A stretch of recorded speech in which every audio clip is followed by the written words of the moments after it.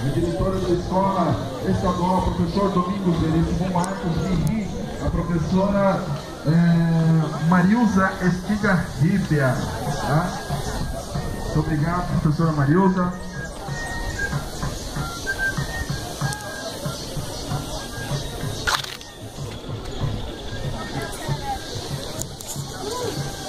Vai falar, meu copo tá lá.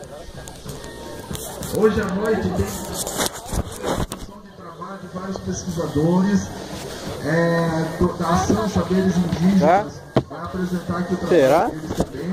Tá? Saberes Indígenas É esse? Da região aqui de Tomé e Pegue.